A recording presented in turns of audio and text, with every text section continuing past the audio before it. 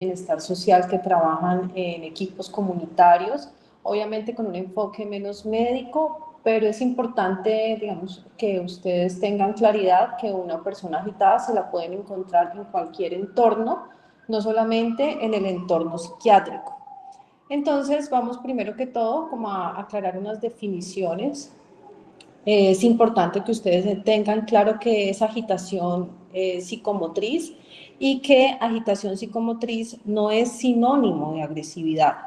En una agitación puede haber agresividad, pero no toda agitación incluye, digamos, como ese comportamiento violento. Entonces, la agitación psicomotriz es una inquietud excesiva, una actividad física sin un propósito que puede ser causada o exacerbada por condiciones físicas, como por ejemplo el dolor, por condiciones emocionales como la ansiedad, por enfermedades psiquiátricas o por eventos displacenteros. Entonces, digamos que para uno tener una agitación psicomotriz no necesita tener una condición comórbida. Yo siempre les hablo del ejemplo de las filas, por ejemplo, para reclamar los medicamentos en la EPS, donde ustedes van a encontrar personas que debido a la frustración, al hambre, al sueño, al calor, al frío que estén presentando, pueden tener una agitación psicomotriz. Entonces la persona habla duro, la persona puede destruir incluso algunos elementos, o pueden simplemente ponerse a llorar y tener, digamos, una reacción emocional exacerbada sin que se presente en el contexto de una enfermedad. ¿Me están escuchando bien, muchachos? Sí, doctora. Bueno, listo. Entonces tenemos que agresividad ya es una conducta manifiesta que involucra, digamos, como el deseo de hacer daño. Entonces puede ser con daños a la planta física o puede ser daños hacia la otra persona. Tenemos además que hay diferentes, digamos, como mecanismos de controlar o de tratar de manejar esta agitación. Dentro de eso es importante tener el concepto de aislamiento, que es un confinamiento temporal e involuntario de un paciente, sea en un cuarto o en un área de la cual se previene físicamente su salida. Digamos que esto ustedes lo ven, no sé, no sé si alguno ha tenido la oportunidad de escuchar los centros de rehabilitación, que hay cuartos de aislamiento. En algunas clínicas, nosotros aquí en el hospital psiquiátrico no tenemos cuartos de aislamiento, pero en algunas instituciones sí, no sé si en películas han visto que hay cuartos, digamos, donde no hay mobiliario, donde están, digamos, previendo cualquier posibilidad de agresión o de hacerse daño. Entonces son en estos cuartos en donde están abollonaditos, en donde, digamos, ponen a la persona que está en agitación durante, ojo con eso, un tiempo que no debe ser mayor a 1 hora, buscando que la persona con sus, digamos, mecanismos internos logre calmarse. Porque es importante lo del tiempo, porque en esos centros de rehabilitación donde meten a los pacientes en cuartos de aislamiento 24, 48, una semana entera, pues eso no tiene ningún, digamos, asidero dentro de la recomendación médica, incluso pues se considera una violación a los derechos humanos.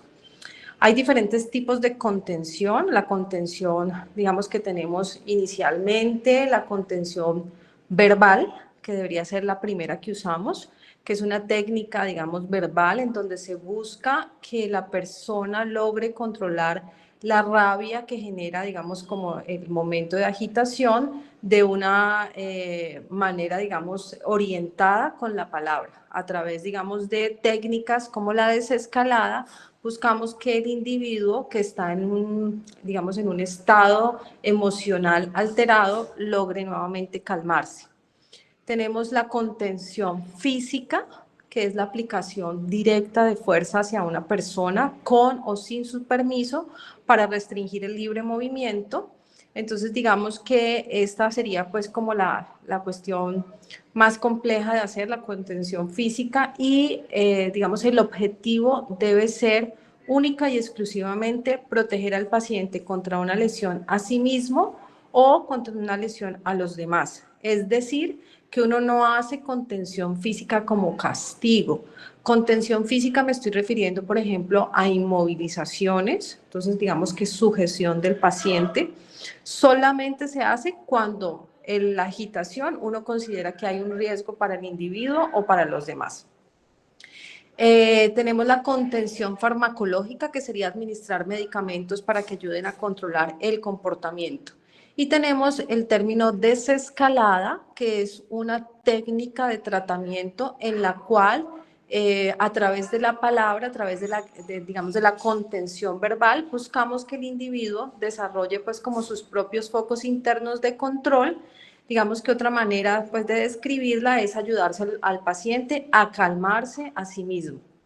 Tenemos, digamos que entonces en una agitación, lo primero que usamos son las contenciones verbales, o sea, buscar una desescalada. Lo ideal antes de toda agitación, pues es la prevención, evitar que el paciente o el individuo se altere. Pero si ya una vez se está generando la alteración, pues digamos que lo primero que se debería activar son los mecanismos de contención verbal y así vamos escalando. Lo último sería la contención física y generalmente, por ejemplo, aquí en la institución es de protocolo que una vez al paciente se le hace contención física, tiene que tener contención farmacológica. Se considera que es en contra de los derechos humanos tener a un paciente inmovilizado sin haberle puesto medicamento para calmarlo. Entonces tenemos que hay unos determinantes que predisponen o precipitan una agitación psicomotriz, hay unos que son propios del individuo, de la persona, y hay otros que son externos, o sea, que son factores medioambientales que pueden provocar que una persona se agite. Dentro de los propios de la persona tenemos todo lo que son condiciones de comorbilidad, es decir, enfermedades que me pueden generar una agitación. Dentro de las más comunes en los servicios de urgencias, las intoxicaciones. Intoxicaciones por sustancias psicoactivas, dentro de ellas tenemos la de los estimulantes como la cocaína y el bazuco. Tenemos las abstinencias, sobre todo las abstinencias a benzodiazepinas, alcohol, que sería el delirium tremens, abstinencia a opioides como heroína o incluso medicamentos pues médicos que se usan sin receta, como el tramadol, como la morfina. Tenemos todos los delirium, el delirium como un síndrome confusional agudo, que es, digamos, una insuficiencia cerebral debido a una condición física. Entonces, cuando ustedes van a un servicio de medicina interna y ven un poco de pacientes inmovilizados que están sujetos de las manos, o ustedes van a una unidad de cuidado intensivo y también se encuentran a los pacientes que están con sujeción, pues son pacientes que probablemente hayan tenido cuadros de agitación asociados a su condición física alterada. Tenemos que uno puede presentar agitación en un estado posictal, es decir, una persona que convulsiona y luego de tener una convulsión en su despertar, pues hay síntomas de confusión, hay agitación, incluso puede haber agresividad. Tenemos todas las trastornos psiquiátricos primarios, entonces ahí tenemos los pacientes con psicosis, los pacientes con manía, los pacientes con depresión agitada, los pacientes con crisis de ansiedad, que por ejemplo las crisis de pánico pueden incluso llegarse a presentar con agitación. Podemos tener todas las anormalidades estructurales del cerebro, entonces todo lo que son traumas, todo lo que son eventos vasculares, podemos tener incluso infecciones a nivel cerebral que me pueden desencadenar una crisis de agitación y todo lo que son las emergencias toxicológicas, sobre todo en intentos suicidas o incluso en ingestas accidentales de medicamentos. Entonces, como vemos, hay una serie de condiciones no solamente psiquiátricas que me pueden generar una agitación. Por eso les insisto en que los pacientes con agitación y cómo se deben abordar, pues es algo que no solamente es exclusivo de las urgencias del hospital psiquiátrico, sino que pues ustedes como médicos deben prepararse para afrontarlas en el servicio en el que se encuentren. ¿Cuáles son los determinantes externos al paciente? O sea, las condiciones medioambientales que pueden generar o precipitar una agitación psicomotriz. Entonces, uno, el ingreso involuntario a las instituciones, que por eso es que nuestros pacientes suelen tener con tanta frecuencia agitación. Y es que si ustedes ven, acá los traen, digamos, por el parqueadero, inmovilizados, engañados, en contra de su voluntad. Dos, en los servicios de hospitalización, que haya una ausencia de actividades ocupacionales. Es decir, si yo tengo 30 pacientes en una sala y los tengo a los 30 desocupados 12 horas del día, digamos que las horas de sueño no las contamos, pero 12 horas del día haciendo nada, mirándose a la cara, pues probablemente esa ausencia de actividades genere mayor malestar, mayor posibilidad de reacción frente a situaciones que pueden terminar siendo una agitación. El establecimiento de límites estrictos con actividades hiperreguladas. Entonces, vuelve, digamos que estos son para los pacientes, sobre todo hospitalizados, o no solamente pacientes, sino, por ejemplo, personas en hogares de ICBF, personas en detenciones, personas, digamos, en algún tipo de limitación de su movilidad. Si usted tiene unas normas tan estrictas que impiden que el paciente deambule por un sitio o que el paciente tenga, digamos, como dice allí, una hipervigilancia, pues también puede generar y predisponer agitación.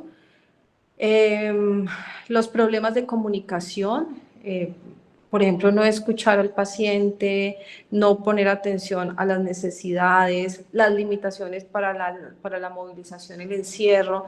Entonces, por ejemplo, es mucho más frecuente las agitaciones en un servicio, por ejemplo, restringido en la movilidad como en urgencias o en una sala de puertas cerradas como la sala 8, que en una sala donde la movilización pues es menor. ¿Qué cambios puede tener una persona cuando se va a agitar? Entonces, digamos que el estado normal de todos es el estado de calma.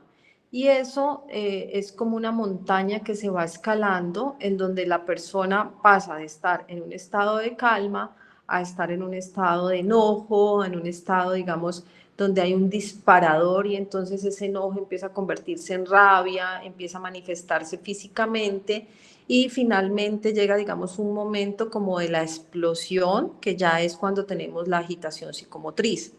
En toda esa montaña que el individuo va escalando en cuanto a la alteración en su estado de ánimo y en su estado, digamos, de psicomotor, pues vamos a tener que hay unos síntomas que podemos detectar y que tenemos que estar, digamos, alerta para cuando los empezamos a notar, pues tratar de hacer la desescalada verbal para evitar que eso aumente y llegue pues hasta el momento de la agitación. Entonces hay síntomas físicos, como por ejemplo el aumento en el volumen de la voz, los cambios vasomotores como sudoración, palidez, que se pongan rojos, la inquietud motora y el deambular. Por ejemplo, usted ve un paciente en una sala de espera que empieza a caminar de un lado a otro, que empieza a hablar más duro, que empieza a empuñar las manos, que empieza a retorcerse el cabello, a golpear con el pie, a manipularse la ropa. Yo siempre les doy el ejemplo de un paciente que en el consultorio cogió un vasito, una botella plástica de agua y empezó a retorcerla con sus manos fuertemente y a mirarme con una mirada pues como de ira.